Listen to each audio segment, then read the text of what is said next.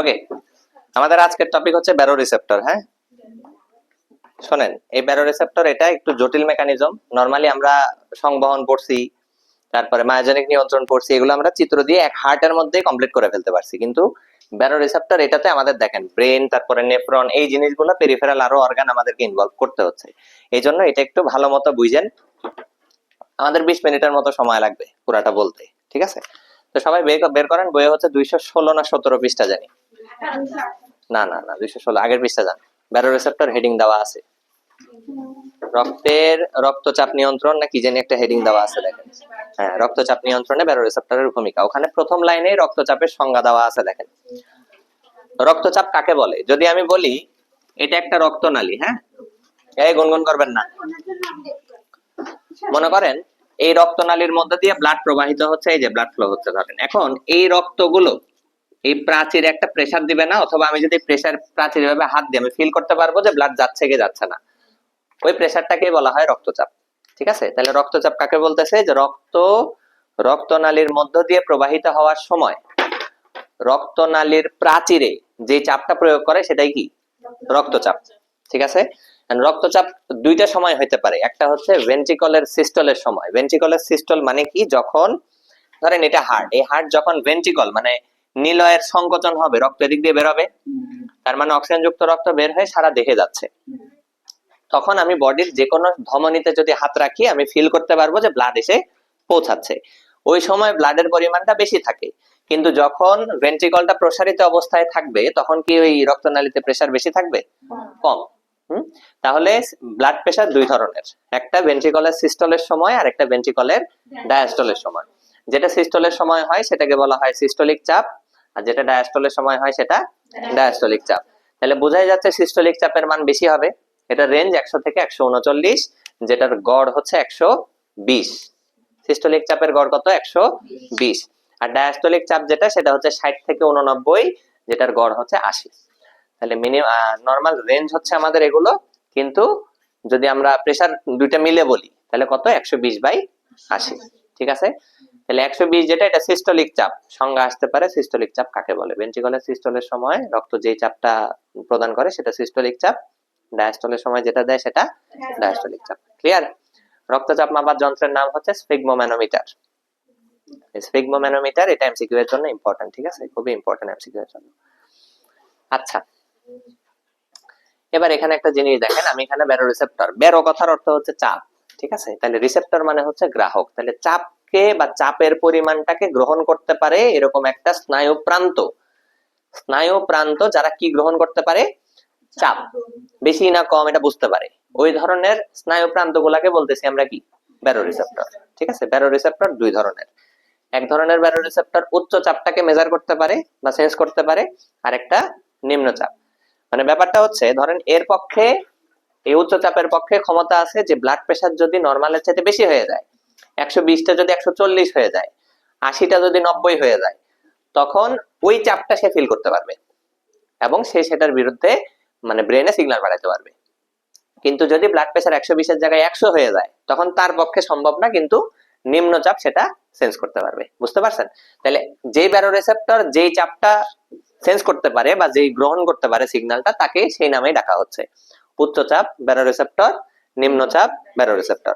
উচ্চচাপ barrow receptor এটা আবার কয় ধরনের, কোন কোন জায়গায় থাকে দেখেন। উচ্চচাপ ব্যারো রিসেপ্টরের স্থান হচ্ছে দুইটা। বই একটা লম্বা সেন্টেন্সের মাধ্যমে এটা বলা আছে, আমি শর্টে আনছি। একটা অ্যাওর্টিক আর্চ আর একটা ক্যারোটিড সাইনাস, দুইটা শব্দ।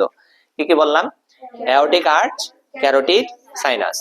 Aortic arch, carotid sinus. এখন আপনার বইয়ে দেখেন দেওয়া আছে যে এই ক্যারোটিড সাইনাস যেটা, এটা বলা আছে এভাবে যে ডান ও বাম অন্তস্থ ক্যারোটিড ধমনীর ক্যারোটিড সাইনাসে, এভাবে বলা আছে দেখেন। আছে না? তাহলে এই যে ডান ও বাম অন্তস্থ ক্যারোটিড ধমনীর ক্যারোটিড সাইনাস, তার মানে কি? এই যে এখানে দেখেন অ্যাওর্টা থেকে যে ব্লাডটা বেরোচ্ছে, বাম নিলয় থেকে অক্সিজেন যুক্ত রক্তটা যখন বেরোচ্ছে তখন তো সেই দিক দিয়ে যে শাখাতে চলে গেল না উপরে, এটা চলে গেছে আমাদের এই যে দুই পাশ দিয়ে। ঠিক আছে? এই জন্য আমরা এখানে হাত দিলে পাস পাই না। এই দুটাকে আমরা বলি হচ্ছে ক্যারোটিড ধমনী। ঠিক আছে? এই ক্যারোটিড ধমনী যাইতে যাইতে উপরের দিকে দেখেন দুটো চওড়া একটা অংশ আছে, চিত্রে দেখেন, আপনাদের বইয়ের চিত্র একটু খেয়াল করলে বুঝতে পারবেন। উপরের দিকে উঠতে উঠতে একটা শাখা তৈরি হয়েছে চিত্রে, ওই শাখার গোড়াতে দেখেন একটা চওড়া অংশ আছে, আছে না? ওই চওড়া অংশটার নাম হচ্ছে ক্যারোটিড সাইনাস। ক্যারোটিড সাইনাস, এই যে এইটা, ঠিক আছে, এটার নাম আমি কি বলতেছি, ক্যারোটিড সাইনাস। আর অ্যাওর্টিক আর্চ বলতেছি কোনটাকে, এই যে বাম নিলয় থেকে যেটা বেরোচ্ছে, এই বেরোয় বেরোয়, এটার নাম তো অ্যাওর্টা। আর অ্যাওর্টাটা যখনই এই কার্ভটা নিল, এই বাঁকা অংশটা, এটাকেই বলা হয় আর্চ। এটার নাম কি, আর্চ। তাহলে কিসের আর্চ এটা, অ্যাওর্টার আর্চ। তাহলে এটার নাম হচ্ছে আর্চ অফ অথবা অ্যাওর্টিক আর্চ, ঠিক আছে, অ্যাওর্টিক আর্চ অথবা আর্চ অফ অ্যাওর্টা। ক্লিয়ার? তাহলে উচ্চচাপ ব্যারোরিসেপ্টর এই দুইটা জায়গাতে থাকতেছে, আর নিম্নচাপ ব্যারোরিসেপ্টর থাকে দেখেন কোথায়, বড় বড় সিস্টেমিক শিরা। সিস্টেমিক শিরা কোনগুলো, সিস্টেমিক মানে কি বলে দিছিলাম না সংবহন পড়ানোর সময়, সিস্টেমিক অংশ কোনটা, পালমোনারি আর সিস্টেমিক। সিস্টেমিক মানে কি, কার সাথে সম্পর্কিত, সিস্টেমিক সংবহন আর পালমোনারি সংবহন। সিস্টেমিক সংবহন কার সাথে সম্পর্কিত, দেহকোষের সাথে, আর পালমোনারি হচ্ছে ফুসফুসের সাথে। এটা বলে দিছিলাম না সংবহন পড়ানোর সময়। সিস্টেমিক সংবহন মানে দেহকোষের সাথে, তাইলে দেহকোষ থেকে এখানে শিরার কথা বলছে, সিস্টেমিক শিরা। পালমোনারি শিরাও আছে সেরকম, কিন্তু পালমোনারি তো ফুসফুসের সাথে। তাহলে সিস্টেমিক শিরা কোনটা, এই যে দেখেন দেহের নিচের অংশ থেকে নিম্ন মহাশিরা, উপরের অংশ থেকে ঊর্ধ্ব মহাশিরা। এটা দেহ থেকে কার্বন ডাই অক্সাইড যুক্ত রক্ত নিয়ে আসতেছে না, এজন্য এরা হচ্ছে সেই সিস্টেমিক শিরা, ঠিক আছে। তাহলে বড় বড় সিস্টেমিক শিরা হচ্ছে এই দুইটা, আমি এখানে দেখেন কালো করে চিহ্নিত করে দিছি, এই দুইটা হচ্ছে ব্যারোরিসেপ্টর। আবার বলতেছে পালমোনারি রক্তবাহিকা, পালমোনারি রক্তবাহিকার মধ্যে পালমোনারি ধমনীয় আছে, পালমোনারি শিরাও আছে। আবার অলিন্দ আর নিলয়ের প্রাচীরে, আমি অলিন্দ দেখাইনি, নিলয় দেখাইছি, অলিন্দ আর নিলয়ের প্রাচীরে। তাহলে অবস্থান কি ক্লিয়ার? এই অবস্থানে অবস্থিত ব্যারোরিসেপ্টর গুলো যে প্রক্রিয়ার মাধ্যমে এই ঘটনাগুলো ঘটাচ্ছে, এটা একটা রিফ্লেক্স প্রক্রিয়া বা প্রতিবর্ত প্রক্রিয়া। এই জন্য এখানে দেখেন উপরে লেখা আছে, যে প্রক্রিয়াকে বলা হয় ব্যারো রিফ্লেক্স। উচ্চচাপ ব্যারোরিসেপ্টরের উপরে লেখা আছে দেখেন, ব্যারো রিফ্লেক্স, ঠিক আছে। তাহলে এই প্রক্রিয়াটা হচ্ছে একটা প্রতিবর্ত প্রক্রিয়া বা রিফ্লেক্স প্রক্রিয়া, এই জন্য এটাকে বলা হচ্ছে কি, ব্যারো রিফ্লেক্স। ক্লিয়ার? আর ব্যারোরিসেপ্টর কাকে বলতেছে, আমি প্রথমেই বললাম যে কতগুলো স্নায়ু প্রান্ত থাকবে, যে স্নায়ু প্রান্তগুলো রক্তচাপকে সেন্স করতে পারে, সেটা বেশি হলেও বুঝতে পারবে, কম হইলে বুঝতে পারবে, সেটার বিপরীতে সে অ্যাকশন নিয়ে রক্তচাপটাকে স্বাভাবিক করবে, এটাকে বলা হয় ব্যারোরিসেপ্টর। একদম উপরে সংজ্ঞা দেওয়া আছে যে কতগুলো স্নায়ু প্রান্ত, ঠিক আছে, যারা দেহে হৃৎপিণ্ডের বিভিন্ন অংশে থেকে রক্তচাপটাকে কি করতেছে, নিয়ন্ত্রণ করতেছে। ক্লিয়ার? এবার আসি আমরা প্রক্রিয়াতে। উচ্চচাপ ব্যারোরিসেপ্টর, ওর নাম থেকে বোঝা যাচ্ছে ও কোন চাপটা সেন্স করবে, উচ্চচাপটা। উচ্চচাপটা ফিল করে সে যদি মনে করে যে হ্যাঁ সেটা বেশি, তখন সে অ্যাকশন নিয়ে সেই চাপটাকে নরমাল করার চেষ্টা করবে। আগেই বলে দিই, এই ব্যারোরিসেপ্টর এগুলো হচ্ছে সুস্থ মানুষের ক্ষেত্রে এটা নরমাল থাকে, কিন্তু যাদের ক্ষেত্রে প্রেসারের ওষুধ খেয়ে ব্লাড প্রেসারটাকে নরমাল রাখতে হচ্ছে, তাদের ব্যারোরিসেপ্টর 100% কার্যকরী না। আপনাদের মধ্যে এখানে ব্লাড প্রেসারের ওষুধ খান এমন তো তেমন কেউ নাই, তার মানে আপনাদের সবারই ব্লাড প্রেসার মোটামুটি ভালো আছে, ব্যারোরিসেপ্টর কার্যকরী, ঠিক আছে। কিন্তু যাদের বিপি একদিন ওষুধ না খাইলে বিপি বেড়ে যায়, তার মানে তাদের ব্লাড প্রেসার ভালো কাজ করতেছে না। ক্লিয়ার? এখন উচ্চচাপ ব্যারোরিসেপ্টর যেটা, ব্লাড প্রেসার যখনই বেড়ে যাচ্ছে, ধরেন এটা কখন ঘটতে পারে, কমন একটা উদাহরণ সেটা হচ্ছে, ধরেন এখন এখানে ধাপ করে একটা পুলিশ ঢুকলো, ঢুকে ধরেন আমাকে বলতেছে যে আপনার নামে অ্যারেস্ট ওয়ারেন্ট আছে, এখান থেকে কালোবাজারি হয়, আপনার এগুলো বেআইনি, হ্যান আরো কিছু দেখাইলো যে আপনি এখানে এখানে সম্পৃক্ত ছিলেন, হ্যান। আমি থাকি না থাকি, একটা ভয় কাজ করবে না, তখন তো মনে আনন্দ কাজ করবে না, এটা হার্টবিট বেড়ে যাবে, ব্লাড প্রেশার আমার তখন বেশি।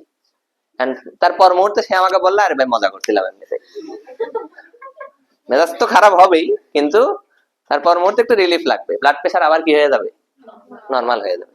এই যে ব্লাড প্রেশার অটো নর্মাল হইলো, আমার ওষুধ খাওয়া লাগলো, ব্লাড প্রেশার বেশি ছিল তাই ওষুধ খাওয়া লাগেনি, এমনি নর্মাল হয়েছে কিন্তু। তাইলে এই মেকানিজমটা হচ্ছে উচ্চচাপ ব্যারোরিসেপ্টরের, ঠিক আছে। ব্লাড প্রেশার বেশি হয়ে গেছিল, সে ব্রেনকে তখনই সিগন্যাল দিচ্ছে, কিন্তু ব্রেন বলতেছে না অবস্থা ভালো না। তারপরে যখন অবস্থা ভালো বুঝলো, তখন ব্রেন মেইনটেনেন্সের মাধ্যমে ব্লাড প্রেশারটাকে কি করলো, নর্মাল করে দিল, ঠিক আছে। একইভাবে ধরেন কোন মানুষ দেয় যে আমরা স্বভাবতই যদি ব্লাড প্রেশার লো হয়ে যায়, শরীর একটু একটু দুর্বল লাগতেছে বা খারাপ মনে হচ্ছে, বিভিন্ন ধরেন আপনি সারাদিন ধরে পানি টানি খাননি, রোজার সময় এটা কমনলি হয়, আপনাদের উপোসের সময় হবে, জলপান যখন খান না আপনারা, পানি টানি খাবেন না, তখন মূত্রের পরিমাণ কি হয়ে যায়, কমে যায়, ঘন হয়ে যায়, কিন্তু রক্তের আয়তন তখন ব্যালেন্স রাখার জন্য মূত্র থেকে পানি চলে আসে, এজন্য মূত্র কমে যায়, ব্লাড প্রেশার তখন ঠিক রাখার জন্য। এটা হচ্ছে নিম্নচাপ ব্যারোরিসেপ্টরের কাজ। আমি সারাদিন পানি খাচ্ছি না, তাও আমার ব্লাড প্রেশার নর্মাল কিভাবে? আমার বডির বিভিন্ন জায়গা থেকে পানির মানে যেগুলো বের হয়ে যাওয়ার কথা সেগুলো বের হইতে দিচ্ছে না, সেগুলো রিঅ্যাবজর্ব করে রক্তের আয়তন ঠিক রাখতেছে। এটা নিম্নচাপ ব্যারোরিসেপ্টর। ঠিক আছে, যাই হোক প্রক্রিয়াতে আসি। দেখেন উচ্চচাপ ব্যারোরিসেপ্টরটা কিভাবে কাজ করতেছে। যখন এর মধ্যে দিয়ে রক্ত বেশি পাস হচ্ছে, আপনারা কখনো এরকম দেখছেন ফসলি জমিতে যে পানি দেয় পলিথিনের পাইপ দিয়ে, এক জায়গা থেকে আরেক জায়গায় পানি ট্রান্সফার করে আর কি। এখানেও বিভিন্ন জায়গাতে দেখবেন যে বিল্ডিং এর কনস্ট্রাকশনের কাজের সময় মাঝখান দিয়ে ইট মিট গিয়া করে পাইপ পাস করে। হ্যাঁ, তো যে কোনো পাইপের ভিতর দিয়ে পানি যাচ্ছে কিনা আমি উপরে পা দিলে বুঝতে পারবো না। পানি যদি ভিতরে কম থাকে আমি পা দিয়ে চাপ দিলে পাইপ দেবে যাবে, কিন্তু যদি হাই ফ্লোতে পানি যায় তাহলে আমি চাপ দিয়ে দাবাইতে পারবো না, পাইপ ফেটে যেতে পারে। তাহলে এই যে আমি উপর থেকে বুঝে যাচ্ছি পাইপের ভিতরে পানির প্রেসারটা কেমন, একইভাবে এই রক্তনালী গুলাও সেটা সেন্স করতে পারবে। সরি, রক্তনালী বলতেছি, ব্যারোরিসেপ্টর গুলো। কারণ ব্যারোরিসেপ্টর গুলো আছে কোথায়? রক্তনালীর প্রাচীরে। ওরা প্রাচীরে বসে থেকে থেকে ব্লাড প্রেসার সেন্স করতে যায়। প্রথম থেকে সে নর্মাল প্রেসারটা জানে, যখনই দেখবে প্রেসার কি হয়ে গেছে, বেশি হয়ে গেছে, তখন সে তার কাছে সেটা অ্যাবনর্মাল মনে হবে। তখন সে ওখান থেকে একটা সিগন্যাল পাঠাবে কার কাছে? ব্রেনের কাছে। ব্রেনের কোথায়? মেডুলাতে। মেডুলাতে একটা সেন্টার আছে, সেন্টারটার নাম কি? Vasomotor centre. Vasomotor centre. তাইলে এই ভ্যাসোমোটর সেন্টারটার কাজ কি? দেখেন আমি দুইটা কাজ লিখে রাখছি, হার্ট পাম্পিং অ্যাকশন আর একটা ব্লাড ভেসেলের ইলাস্টিসিটি। এটা বাংলায় আপনাদের বইয়ে লেখা আছে। হার্ট পাম্পিং অ্যাকশন মানে হচ্ছে হার্টের পাম্পিং ক্রিয়া। তাহলে ভ্যাসোমোটর সেন্টারটা হার্টের পাম্পিং ক্রিয়াতে ভূমিকা রাখতেছে, যে হার্ট কতক্ষণে কতটুকু পাম্প করতেছে না করতেছে এটা নিয়ন্ত্রণ করতেছে ভ্যাসোমোটর সেন্টার। আরেকটা হচ্ছে ব্লাড ভেসেলের ইলাস্টিসিটি। এই জিনিসটা কি? রক্তনালীর ইলাস্টিসিটি মানে কি? সংকোচন প্রসারণ। রক্তনালীর একটা ফিক্সড লুমেন মানে ফিক্সড একটা গহ্বর নির্ধারিত করে রাখতেছে কি? Vasomotor centre. দরকার পড়লে সংকুচিত হবে, দরকার পড়লে প্রসারিত হবে। ঠিক আছে, ওগুলো বইয়ে লেখা নেই, আমার কথা শোনেন আগে। তাহলে ব্লাড ভেসেলের ইলাস্টিসিটি মানে কি বললাম? যে রক্তনালীর সংকোচন প্রসারণ কতটুকু থাকতেছে না থাকতেছে সেটা হচ্ছে ব্লাড ভেসেলের ইলাস্টিসিটি। ক্লিয়ার? এখন কথা হচ্ছে রক্তের চাপ বেশি, তার মানে এর মধ্যে দিয়ে ব্লাড কি হচ্ছে? বেশি বেশি যাচ্ছে না কম যাচ্ছে? বেশি বেশি যাচ্ছে। বেশি যাওয়ার কারণে ব্যারোরিসেপ্টর সেটা সেন্স করতেছে। কোন কোন জায়গার ব্যারোরিসেপ্টর? অ্যাওর্টিক আর্চ আর ক্যারোটিড সাইনাস। ক্যারোটিড সাইনাস, কারণ রক্ত এদিক দিয়ে যাওয়ার সময় তো ক্যারোটিড ধমনীতেও যাচ্ছে, ব্রেনে যাচ্ছে। এরা তখন সিগন্যাল পাঠালো ব্রেনের মেডুলাতে। মেডুলা ভ্যাসোমোটর সেন্টারটাকে ধারণ করতেছে। এই ভ্যাসোমোটর সেন্টারটা এখন এটা অ্যানালাইসিস করে দেখবে যে এরকম ব্লাড প্রেসার বেশি, তাহলে তার কি করা উচিত? তার কাজের মানটা একটু কমায় দেওয়া উচিত। তাহলে ভ্যাসোমোটর সেন্টারের কাজের মান যদি কমে যায়, এই সেন্টারটা কি নিয়ন্ত্রণ করতেছিল? হার্টের পাম্পিং অ্যাকশন। তাহলে সেটাও কি হয়ে যাবে? কমে যাবে। এখন ব্রেন থেকে সিগন্যাল যাচ্ছে হার্টে, এটাকে কোন ধরনের সিগন্যাল বলবো আমরা বলেন তো? নিউরন কয় ধরনের বলতে পারবেন? এটা নিউরনের মাধ্যমেই গেল, তাই না? কয় ধরনের আছে বলেন তো? আজ্ঞাবহ নাম শুনছেন? আজ্ঞাবহ নাম শুনছেন না? আর কি কি আছে নিউরন? আর একটা বললেন সংবেদী, আর একটা হচ্ছে মিশ্র, যেটা দুইটাই করে। সংবেদী মানে কি? সে ব্রেনে নিয়ে যাবে না নিয়ে আসবে? নিয়ে যাবে। আজ্ঞাবহ মানে ব্রেন থেকে নিয়ে আসবে। আজ্ঞা বুঝাই যাচ্ছে, যথা আজ্ঞা বলেন, ব্রেনে যে অর্ডার দিলে সেটা অর্ডারটা ফেরত নিয়ে আসতেছে।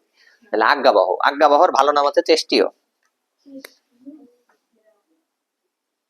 তার মানে ওটা খারাপ নাম তা না, মানে ওকে চেষ্টীয় বলা হয়। আজ্ঞাবহ হচ্ছে কাজের ভিত্তিতে। ঠিক আছে, আজ্ঞা বহন করতেছে তাই এর নাম হচ্ছে আজ্ঞাবহ।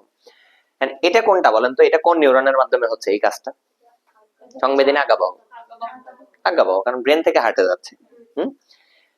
তাইলে এটা বলা যায় না যে ভ্যাসোমোটর সেন্টার থেকে যে আজ্ঞাবহ উদ্দীপনা গুলো যাচ্ছিল, ভ্যাসোমোটর সেন্টার যদি দমন হয়ে যায়, আজ্ঞাবহ সিগন্যাল যেগুলো যাচ্ছিল সেটা কি বেশি হবে না কম হবে? তাহলে আজ্ঞাবহ উদ্দীপনা পরিবহন কি হয়ে যাবে? কমে যাবে। উদ্দীপনা কমের অভাবে মানে উদ্দীপনা কমে যাওয়ার কারণে কি হবে? হার্টের পাম্পিং অ্যাকশনটা কমে যাবে। হার্টের পাম্পিং অ্যাকশন কমে গেলে রক্তের পরিমাণ কি হয়ে যাবে? মানে পাম্পিং এর যে ব্লাডটা বের হওয়ার কথা সেটা কমে যাবে। রক্ত অল্প পাম্প হবে বা বেশি পাম্প হইতে পারবে না, যার কারণে রক্তের চাপ কমে আসবে।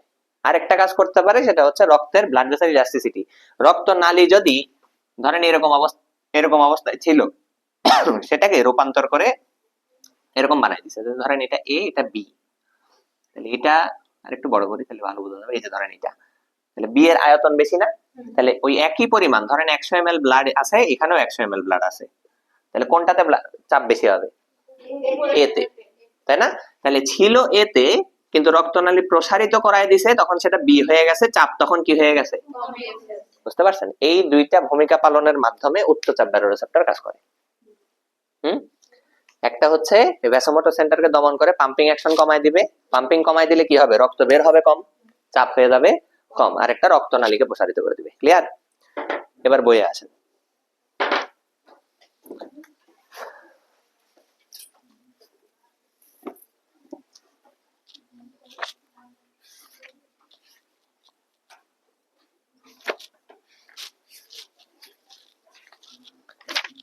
উচ্চচাপ ব্যারোরেসেপ্টর। আচ্ছা, উচ্চচাপ ব্যারোরেসেপ্টরের ক্ষেত্রে দেখেন, অনুপ্রস্থ অ্যাওর্টিক আর্চ ও ডান ও বাম অন্তস্থ ক্যারোটিড ধমনের ক্যারোটিড সাইন আছে, এইসব ব্যারোরেসেপ্টর কি করে? অবস্থান করে। এইসব ব্যারোরেসেপ্টর অবস্থান, রক্তের চাপ বেড়ে গেলে রক্তনালীর প্রসারণ ঘটলে, তার মানে কি? রক্তের চাপ বেশি হবে মানে কি? রক্তনালীটা প্রসারিত বেশি হবে, কারণ বেশি বেশি ব্লাড যাচ্ছে, তখন বেশি মানে প্রসারিত হইতে চাবে, তাই না? তখন এই ব্যারোরেসেপ্টর গুলো কি হবে? উদ্দীপিত হবে, এবং উদ্দীপনা মস্তিষ্কের কোথায় যাবে? মেডুলাতে। এবং এখানে ভ্যাসোমোটর সেন্টার বা কেন্দ্রটা কি হয়? দমিত হয়। ফলে সিম্প্যাথেটিক স্নায়ু বরাবর হৃৎপিণ্ড রক্তনালীতে চেষ্টীয় বা আজ্ঞাবহ উদ্দীপনা পরিবহনের হার কমে যায়। তাহলে সিম্প্যাথেটিক স্নায়ু বরাবর হৃৎপিণ্ড ও রক্তনালীতে চেষ্টীয় বা আজ্ঞাবহ উদ্দীপনা পরিবহনের হার, তার মানে কি? হৃৎপিণ্ড আর রক্তনালীতে কি উদ্দীপনা কম যাচ্ছে? আজ্ঞাবহ উদ্দীপনা। কোত্থেকে? ভ্যাসোমোটর সেন্টার থেকে। ভ্যাসোমোটর সেন্টার থেকে আজ্ঞাবহ উদ্দীপনা কম গেলে তখন কি হবে? আজ্ঞাবহ উদ্দীপনার কমতিতে হৃৎপিণ্ডের পাম্পিং ক্রিয়া রক্তনালীর মধ্য দিয়ে রক্ত সংবহনের মাত্রা কি হয়ে যায়? কমে যায়। এভাবে রক্ত স্বাভাবিক অবস্থায় ফিরে আসে। ক্লিয়ার? কনসেপ্ট ক্লিয়ার তো? ওকে, এতটুকুই। এবার নিচের অংশটা আপনাদের পড়ার দরকার নাই, হ্যাঁ, কারণ নিচের অংশটা হচ্ছে রক্তচাপ কমে গেলে বাড়ানোরটা দেখানো আছে। তো উচ্চচাপের ক্ষেত্রে আমরা সেটা লিখবো না। উচ্চচাপের ক্ষেত্রে শুধু বেশি হয়ে গেলে কমানোরটা লিখবো। না, এটা 5 স্টার দিলেই হবে। আচ্ছা,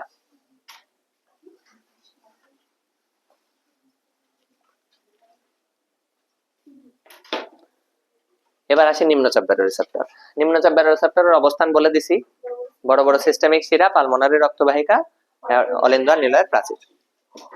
এখন এটার আরেকটা নাম আছে নিম্নচাপ ব্যারোরেসেপ্টরের, সেটা হচ্ছে আয়তন ব্যারোরেসেপ্টর। আয়তন ব্যারোরেসেপ্টর কেন বলা হয়? এটা খ নাম্বারের একটা কমন কোশ্চেন, যে কেন এটাকে আয়তন ব্যারোরেসেপ্টর বলা হয়। বুঝতেছেন? বুঝতেছেন? বুঝতেছেন? আপনি বুঝতেছেন?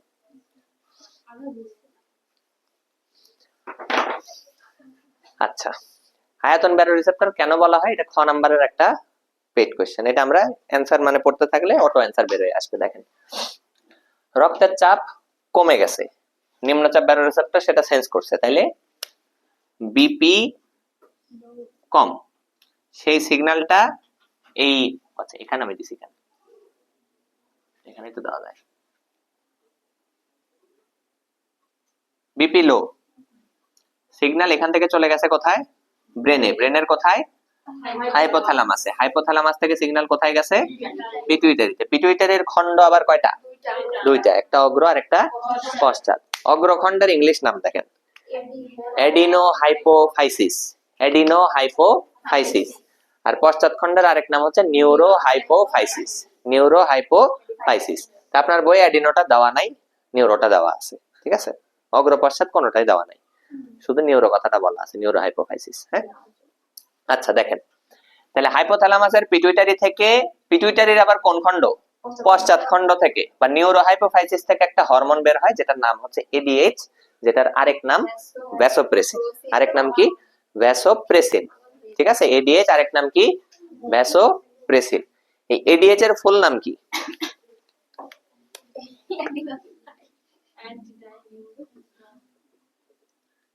Anti diuretic hormone. Anti diuretic hormone. এখানে ডাইউরেটিক কথাটার অর্থ কি? এই ডাইউরেটিক কথাটার অর্থ হচ্ছে মূত্রবর্ধক। নাম কি? মূত্রবর্ধক। তাইলে মূত্রবর্ধক মানে কি, যে পদার্থটা মূত্র বাড়াবে। আর অ্যান্টি ডাইউরেটিক মানে কি, মূত্র কমাবে। ঠিক আছে, তাহলে এই হরমোনটা কি করে, মূত্র কমায়। এখন কথা হচ্ছে কিভাবে মূত্র কমায় এবং ব্লাড প্রেশার নিয়ন্ত্রণে তার সম্পর্ক কি। এই যে এখানে দেখেন নেফ্রনে আমি দেখাইছি অ্যারো চিহ্ন দিয়ে, এদিক দিয়ে মূত্র বের হচ্ছে। ঠিক আছে, এটা সামনে গিয়ে ইউরেটার মেরুটা দিয়ে যা আছে ওই দিয়ে বের হবে। এর মধ্যে তো পানি আছে। তো এডিএইচ এর কাজ হচ্ছে সে এই মূত্রের এখান থেকে পানিকে রিঅ্যাবজর্ব করবে। কাকে রিঅ্যাবজর্ব করবে, পানি। তাহলে এখান থেকে ধরেন যেগুলো যাচ্ছে এখান থেকে টান দিবে কাকে, সে শুধু পানিকে টান দিচ্ছে। তাহলে যেহেতু শুধু পানি সে নিয়ে চলে আসতেছে, মূত্রে তো বর্জ্য যেমন ছিল তেমনই আছে। তাহলে পানি চলে আসার কারণে মূত্রের ঘনত্ব কি হয়ে যাচ্ছে, বেড়ে যাচ্ছে, কিন্তু মূত্রের পরিমাণ কি হয়ে যাচ্ছে, কমে যাচ্ছে। আবার ওই পানি যখন রক্তের মানে দেহের ভিতরে চলে আসতেছে তখন সেটা ব্লাডে চলে যাচ্ছে, এবং ব্লাডের মধ্যে লিকুইড অংশের নাম কি, প্লাজমা। প্লাজমার মধ্যে পানি থাকে কত পার্সেন্ট, 90 থেকে 92%। তাহলে পানি যখন অ্যাবজর্ব হচ্ছে তখন সেটা সরাসরি রক্তের রক্তরসের পানিতে গিয়ে মিশ্রিত হচ্ছে। ওই পানি বাড়তেছে মানে প্লাজমা বাড়তেছে, প্লাজমা বাড়তেছে মানে ব্লাড বাড়তেছে, আর ব্লাড বাড়তেছে মানে রক্তের আয়তন বাড়তেছে, রক্তের আয়তন বাড়তেছে মানে ওই রক্তনালীতে রক্তের চাপ বাড়তেছে। সিকোয়েন্সটা বুঝতেছেন? পানি এদিক থেকে পুনঃশোষণ হয়ে এই পানির পরিমাণ কি হচ্ছে, বাড়তেছে। পানি বাড়তেছে মানে কে বাড়তেছে, প্লাজমা বাড়তেছে, প্লাজমা বাড়তেছে মানে কে বাড়তেছে, রক্ত বাড়তেছে, আর রক্ত বাড়তেছে মানে কি বাড়তেছে, ঠিক আছে। এটা হচ্ছে একটা। তার আরেকটা নাম আছে না, ভ্যাসোপ্রেসিন। এই ভ্যাসোপ্রেসিন দিয়ে সে কি করে, নামের মধ্যেই কাজ আছে। আগেরটার ক্ষেত্রেও নামের মধ্যেই কাজ পাইছি, অ্যান্টি ডাইউরেটিক। অ্যান্টি ডাইউরেটিক মানে কি, ডাইউরেটিক মানে মূত্রবর্ধক, অ্যান্টি ডাইউরেটিক মানে মূত্র হ্রাস করবে। কিভাবে হ্রাস করবে সেটাই দেখলাম আমরা। তাহলে মূত্র হ্রাসের মাধ্যমে দেহে পানি বাড়াচ্ছে, রক্তে পানি বাড়াচ্ছে, এটা নামের থেকেই কাজ আসতেছে। আবার ভ্যাসোপ্রেসিন, এখানে ভ্যাসো মানে হচ্ছে ভেসেল, ভ্যাসো মানে কি, ভেসেল। তাহলে ধরেন ভেসেল আর প্রেসিন মানে হচ্ছে প্রেস। তাহলে ভেসেল মানে কি বলেন তো, রক্তনালী। তাহলে রক্তনালীতে প্রেস বা চাপ দেওয়া। রক্তনালীতে যদি চাপ দেয় তখন রক্তনালী কি হবে, ছোট হয়ে আসবে, সংকুচিত হয়ে আসবে।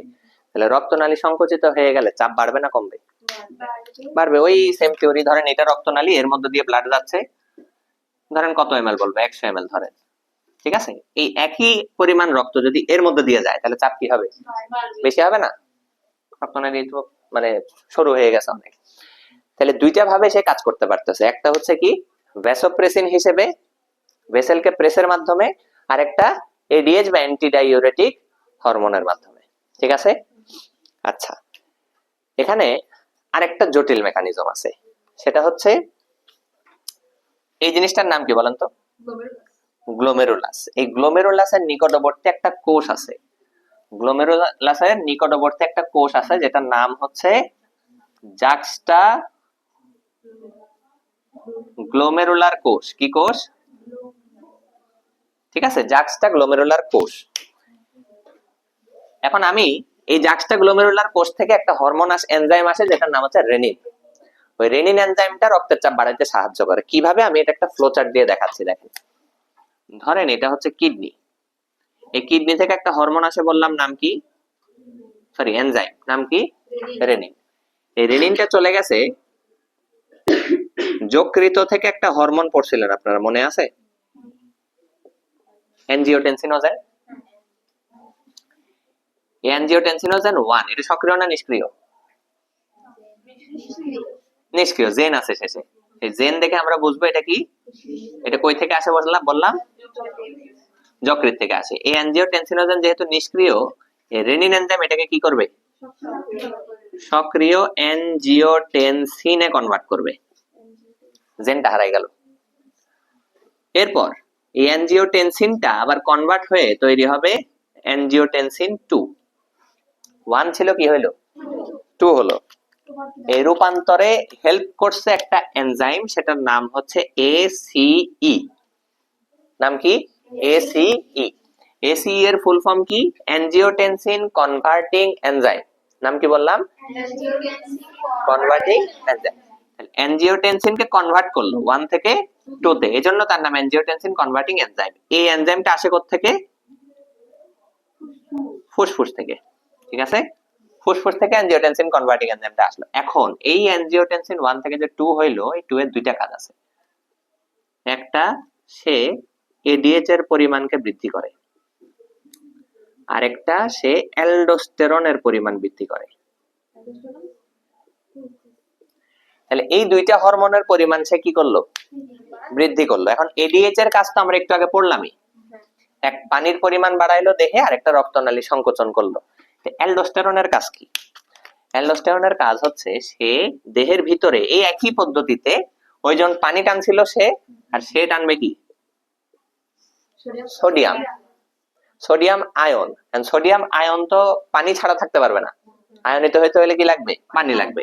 তাহলে সোডিয়াম আয়নের পরিমাণ বাড়াইতে গিয়ে সে বোনাসে কি নিয়ে আসে? মানে বোনাস হিসেবে আমরা কি পেয়ে গেছি?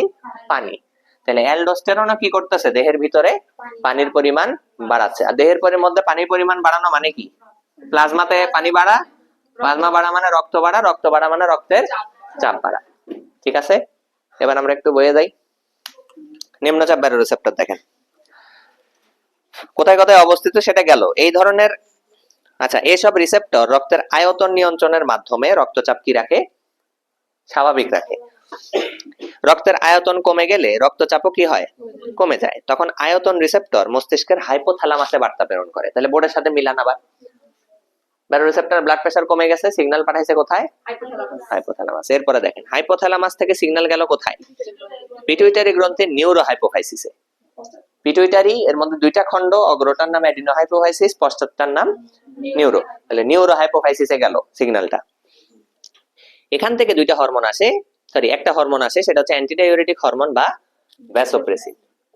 অ্যান্টিডাইউরেটিক হরমোন, যেটার আরেক নাম হচ্ছে কি? ভ্যাসোপ্রেসিন। উক্ত হরমোন বৃক্কীয় নালিকায় পানি পুনঃশোষণ বাড়িয়ে রক্তের আয়তন বৃদ্ধির মাধ্যমে রক্তচাপ কি করে? বাড়ায়। তাইলে এই বৃক্কীয় নালিকাতে পানি পুনঃশোষণ বাড়ানোর মাধ্যমে রক্তের আয়তন কি করতেছে? বাড়াচ্ছে। ওকে, আচ্ছা, রক্তের আয়তন তথা চাপ কমে গেলে, আচ্ছা, ভ্যাসোপ্রেসিন, ভ্যাসোপ্রেসিন হরমোন সরাসরি রক্তনালী সংকোচন ঘটিয়েও কি করে? রক্তচাপ বৃদ্ধি করে। রক্তের আয়তন তথা চাপ কমে গেলে স্বয়ংক্রিয় বা সিম্প্যাথেটিক স্নায়ু উদ্দীপিত হওয়ায় বৃক্কের অন্তর্বাহী ধমনীর জাক্সটা গ্লোমেরুলার কোষ থেকে রেনিন এনজাইম ক্ষরণ বেড়ে যায়। এখানে আপনার এত ডিটেইলস পড়ার দরকার নেই, আপনি এতটুকু পড়বেন, রক্তের আয়তন বা চাপ কমে গেলে বৃক্কের অন্তর্বাহী ধমনীর জাক্সটা গ্লোমেরুলার কোষ থেকে রেনিন এনজাইম ক্ষরণ বেড়ে যায়। ঠিক আছে, মাঝখানের এত স্নায়ু উদ্দীপ্ত হ্যানত্যান এসব পড়ার দরকার নেই। রক্তের চাপ বা আয়তন কমে গেলে বৃক্কের অন্তর্বাহী ধমনীর জাক্সটা গ্লোমেরুলার কোষ থেকে কি হরমোন ক্ষরণ বেড়ে যায়? রেনিন। এই রেনিন এনজাইমের কার্যকারিতায় কয়েকটা জটিল বিক্রিয়ার মাধ্যমে রক্তের আয়তন বাড়িয়ে রক্তচাপ কি করে? বৃদ্ধি করে। এটা হচ্ছে সেই জটিল বিক্রিয়া। ঠিক আছে, জটিল বিক্রিয়াটা কি ছিল? এই রেনিন এসে অ্যানজিওটেনসিনোজেন থেকে অ্যানজিওটেনসিন 1 থেকে 2 করলো AC, angiotensin converting enzyme. Angiotensin 2 আবার কি করলো? অ্যালডোস্টেরন আর এডিএইচ এর পরিমাণ, এডিএইচ আর অ্যালডোস্টেরনের পরিমাণ কি করলো? বৃদ্ধি করলো। ঠিক আছে, এই তো। না, এটা হচ্ছে আপনাদের অতিরিক্ত, মানে এক্সট্রা ইনফরমেশন আপনারা ধরে নিতে পারেন, এটা মেডিকেলের জন্য আপনাদের বলা। ঠিক আছে, অ্যাডমিশনের জন্য। ঠিক আছে, কিন্তু এটা এত ফ্লোচার্ট আপনাদের না, যদি দিতে পারেন খুবই ভালো, কিন্তু এটা একাডেমিকে খুব একটা ডিমান্ড করে না। এতটুকু কি ক্লিয়ার আপনাদের? Baroreceptor clear? ওকে, ডান।